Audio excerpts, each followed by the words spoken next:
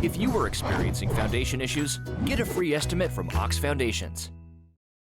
It is a busy start to a Friday morning. Daybreak Live brought to you by Sarah Automotive on Highway 280 and Dr. John Segars on an early Friday morning. Dr. Segars, thanks for taking time to come by. I know it's early. When I mentioned this to Kelly, we got coaches shows here on Friday morning, but I wanted to get you in. Appreciate you coming so early this morning. Sure, no problem at all. The school board met yesterday.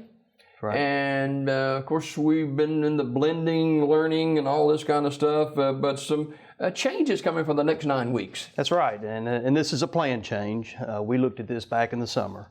We wanted to get through the first 9 weeks, and that ends on October 23rd. So the second 9 weeks begins on the 26th, and what we want to do is just bring more kids back to the classroom.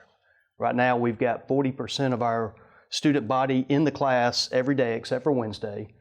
We're going to increase that to about 70% by bringing all of our traditional students back Monday, Tuesday, Thursday, and Friday, say 4 days a week.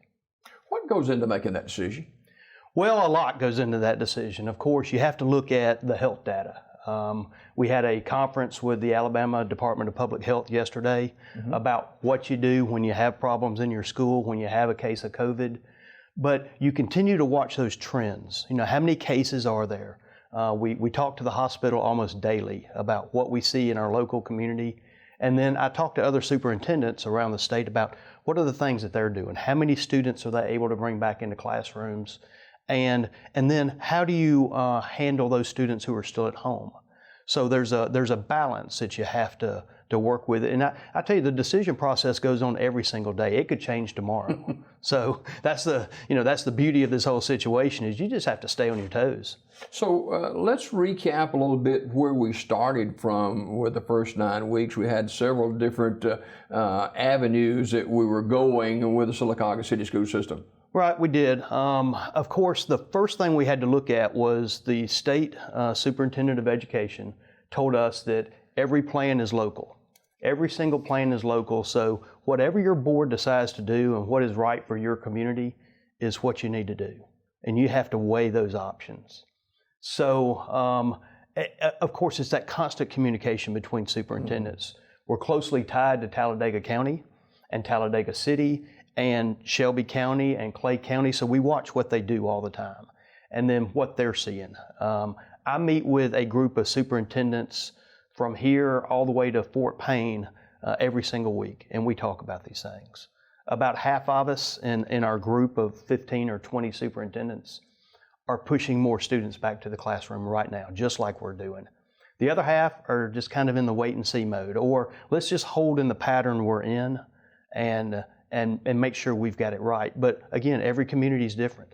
So that's kind of how Talladega County went for the next 9 weeks. That's exactly right. And Dr. Lacey and I spoke on Friday at length about, what was in it for her decision and what we were trying to do. And what we found out is that we're a lot closer together than we think. She will have more than, I think, 50% of her students back in the classroom. We're going to edge up to about 70% starting on the 26th, so we're not that far apart.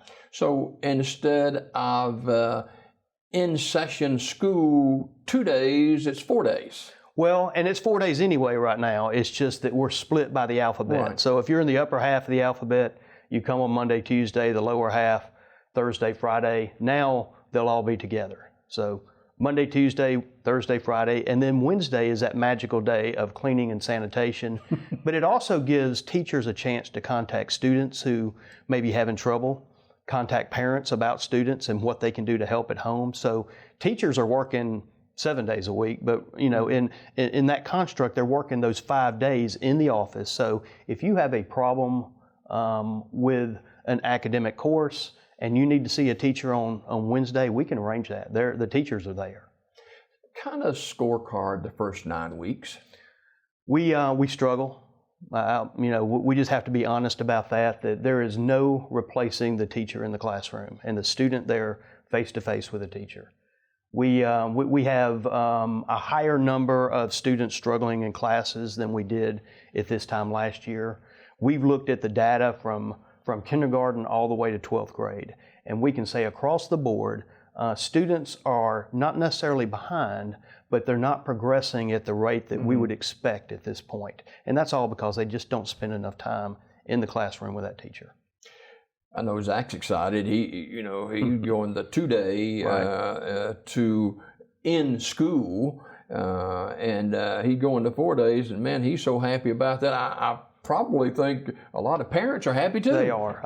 I've had a lot of great calls from parents. Now we do have some that are on the other side and say, I'm worried, and we have a solution for that too.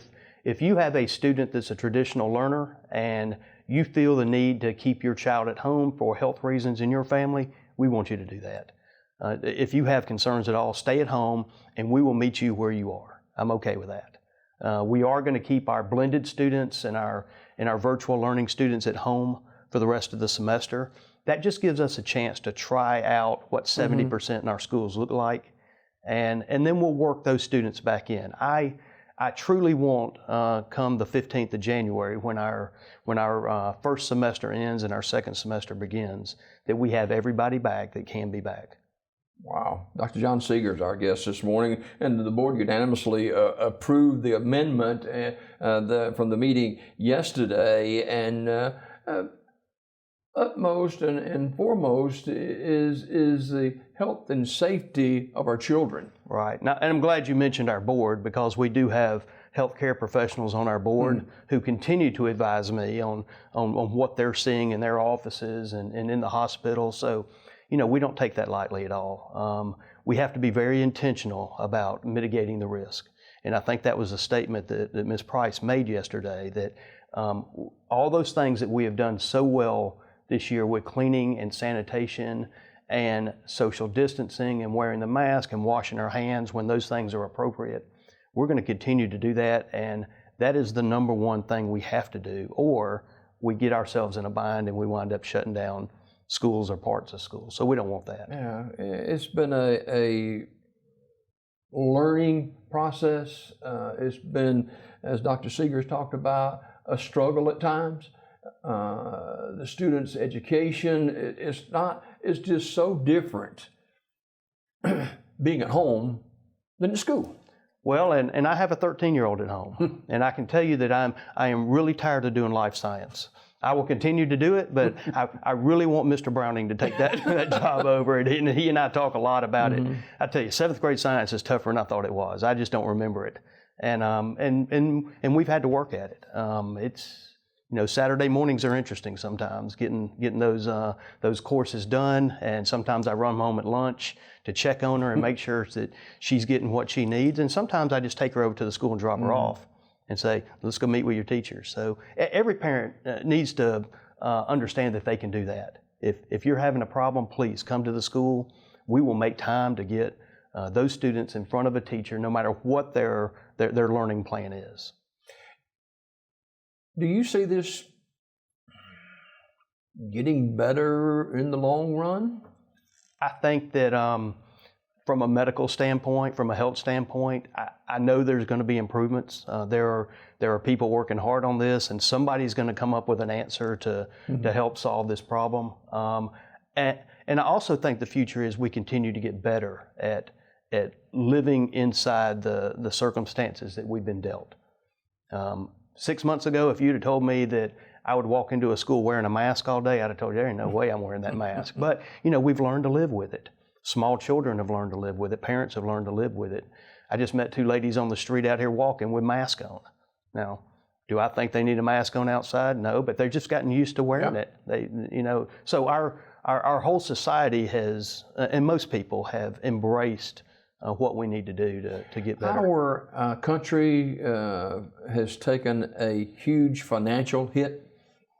How has it affected the Sylacauga City School System? Well, of course, our finances are based on student population, and the state and the federal government have taken no money from us. So we still have all the money that we had. We still have all the employees we have. We haven't had to furlough anybody, and we won't. I don't see any of that happening. What we have seen is both from the federal government and the state government, the introduction of CARES Act funding and other funding like that that's allowed us to do things and buy those cleaning products we need, things that sanitize rooms with electrostatics and UV lighting and things I don't really understand, but things that are used in hospitals to clean and sanitize.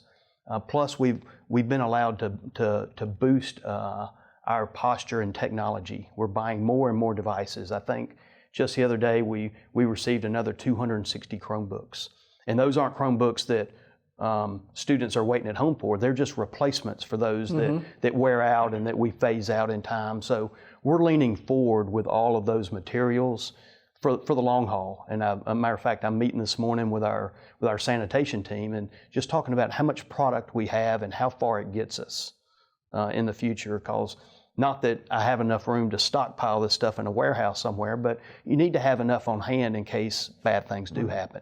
So, Dr. John Segars, our guest this morning, Superintendent at Sylacauga City Board of Education.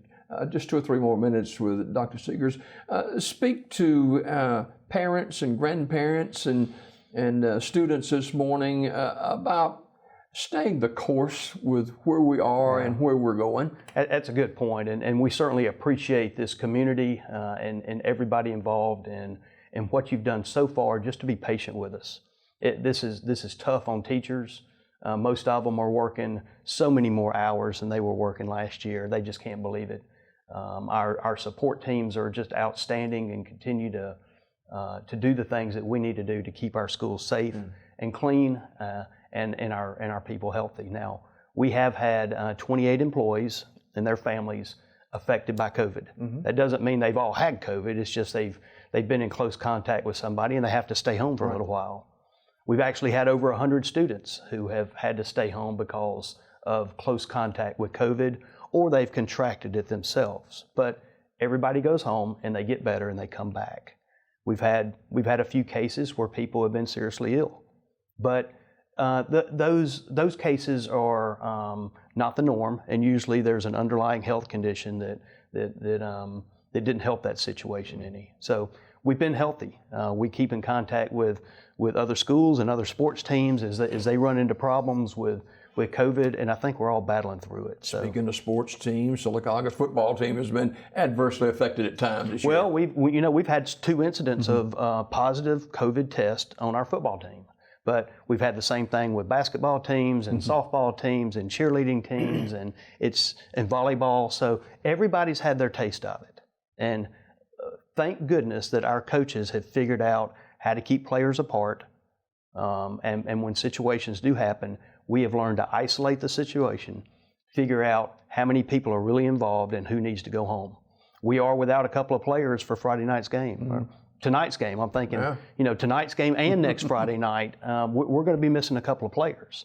But it's okay. Coach Zhao looked at me and goes, we'll be fine. And unfortunately, some of those players are starters. But, we've got great kids behind them that can come in there and do the job, and we're not going to miss a beat. Finally, recap the meeting yesterday and where we go from here. We, on the 26th of October, we will bring all of our traditional students back 4 days a week. That's Monday, Tuesday, Thursday, Friday. We'll continue to clean and sanitize on Wednesday. And then we will lean forward to what we look like in the middle of January. When we come back for a second semester, is increasing that number from 70% to something closer to 100%. We know not everybody will be able to come back. And if you have health concerns in your family, please stay home. If you feel sick, please stay home, and our staff will do the same. But we're moving in the right direction, and kids back in school is a positive sign for this community. All right, Dr. John Segars, Superintendent of Sylacauga City Board of Education, our guest this morning. Dr. Segars, always a pleasure, sir. Thank you. More Daybreak right after this.